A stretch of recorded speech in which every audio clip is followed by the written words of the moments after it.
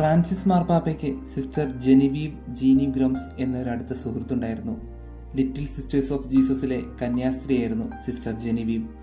French Argentinian വംശജയായ sister Genevieve protocol ലംഘിച്ച് saint Peter's ബസിലിക്കയിൽ പ്രവേശിച്ച് തന്റെ ആത്മസുഹൃത്തായ ഫ്രാൻസിസ് മാർപ്പാപ്പയ്ക്ക് യാത്രാമൊഴി അർപ്പിച്ചു.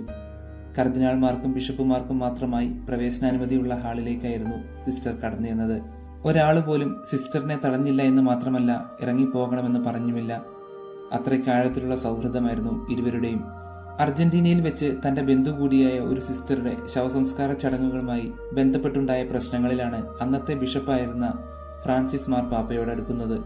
അന്നു മുതൽ തുടങ്ങിയ സൗഹൃദമായിരുന്നു. എപ്പോൾ വേണമെങ്കിലും വന്ന് കാണാവുന്ന ഒരു ആത്മാർത്ഥ സുഹൃത്തായിരുന്നു സിസ്റ്റർക്ക് ഫ്രാൻസിസ് മാർപ്പാപ്പ. എന്നും എനിക്കൊരു സഹോദരനെ പോലെയാണ് മാർപ്പാപ്പ എന്നും അവർ നൽകിയൊരു ഇന്റർവ്യൂവിൽ പറയുന്നു. ഭിന്നലിംഗക്കാരുടെ ഉന്നമനത്തിനായി പ്രവർത്തിക്കുന്ന സിസ്റ്റർ ജെനിവീവ് അവരുമായി ഇടയ്ക്ക് ഫ്രാൻസിസ് മാർപ്പാപ്പയെ സന്ദർശിക്കാനും പോയിട്ടുണ്ട്.